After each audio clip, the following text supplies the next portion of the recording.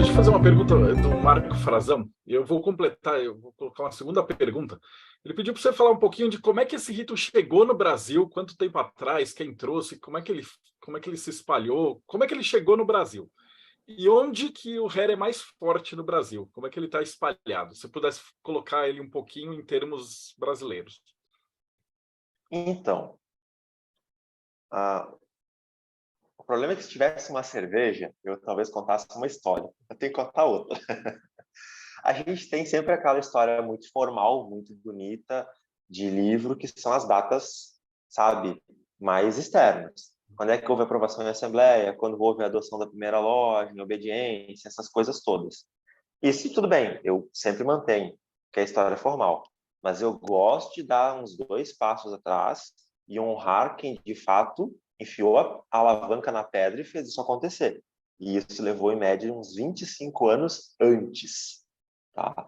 Então, assim, eu tive a sorte de conhecer esses nossos predecessores. São irmãos que foram para a Europa, que praticaram os graus lá, que jovens, quando eles estavam estudando, fazendo mestrado, tiveram na França, foram para o martinismo, vários martinistas lá eram CBCS, conheceram então o Hare, e aí as transmissões foram sendo feitas para irmãos, pessoalmente. Esses irmãos vieram para o Brasil de volta com a missão de preparar o terreno para um dia nascer o Hare. E eu sei deles, eu ouvi da boca deles, pelo menos 2 grandes tentativas de fazer loja, de fazer projetos, juntar gente, juntar dinheiro, preparar material, chegar na obediência e tomar um não, porque não havia predisposição para isso. E isso leva mais de 20 anos, até chegar no momento em que, de fato, nasce o rito no Brasil. Tá?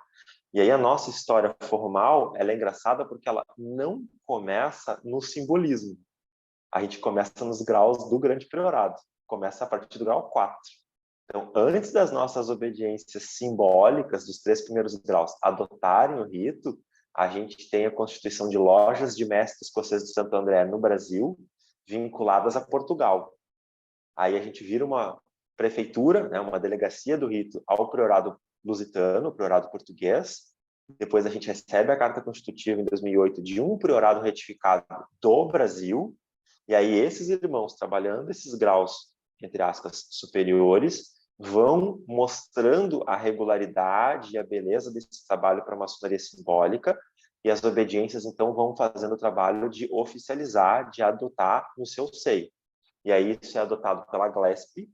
A GLESP tem que ser lembrada. A maioria dos irmãos aponta muito o GOB, porque é a que tem mais lojas do rito, mas a GLESP, ela efetivamente ela é pioneira, ela é alguém que acredita no rito, é uma instituição que abre as portas, e foi ela que fiançou o comecinho do Hare regular no Brasil. Aí o GOB, em 2012, com esse mastodonte que é o GOB, essa máquina, quando ele oficializa, você tem a primeira loja, e nos primeiros 5 anos, 4, 5 anos, ainda é mais devagar, tem uma loja aqui, uma loja lá. Depois entra uma máquina de criar loja, hoje a gente tem mais de 50 lojas. Tá? Então foi esse o processo. Os últimos 2 anos antes da pandemia foi o momento onde mais a gente teve lojas do Hare sendo criadas, e agora a gente entrou de novo num outro ciclo de um pouco acelerado desse movimento. Onde o Hare é mais praticado hoje no Brasil? Ele é muito forte no Rio de Janeiro, muito forte. Efetivamente, tem irmãos daqui do Rio de Janeiro, onde eu estou agora, que tiveram nesse processo de estar na Europa, de trazer para cá, de décadas estar fazendo esse preparo. Tem várias lojas simbólicas, tem várias lojas de mesa, tem prefeitura, tem os graus internos, tem todo o sistema funcionando plenamente. Ele é bastante forte em Campinas, tá? Mais do que no resto do estado de São Paulo. Efetivamente, lá você tem um conjunto de irmãos que formaram um núcleo lá admirável, sabe? Tem uma semente forte da tradição lá. E aí vem a vertente do Sul, né? Irmãos ali que pegam os 3 estados do Sul. Tem gente muito boa no Paraná, tem gente muito boa em Santa Catarina e gente muito boa no Rio Grande do Sul. Nós tem um eixo de lojas que estão sendo criadas. Ali no Rio Grande do Sul é um pouco mais novo, mas foi muito rápido. Quando a gente olhou para o lado de uma loja, a gente tinha 8. E a coisa foi, entende? Eu me lembro de estar chegando no GOB com a documentação de fundação da nossa primeira loja com 9 nomes, para ocupar os 9 cargos da loja. Depois eu lembro de estar lá escrevendo o documento de fundação de loja, e aí eu pedi todos os quadros de obreiros e somar 200. Eu digo, meu Deus, tem 200 maçons identificados agora, entre os que já estão no quadro, os que já estão de chapéu na cabeça, efetivamente, e na fila, fazendo grau superior e tal.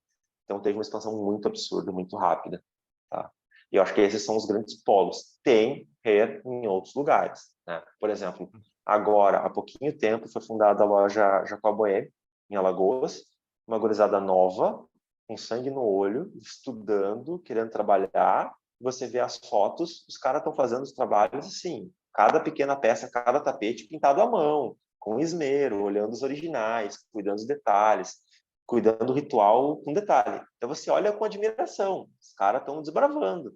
São os primeiros no estado que não conhecia hair e estão montando lá uma pedra que provavelmente vai edificar um bom prédio lá.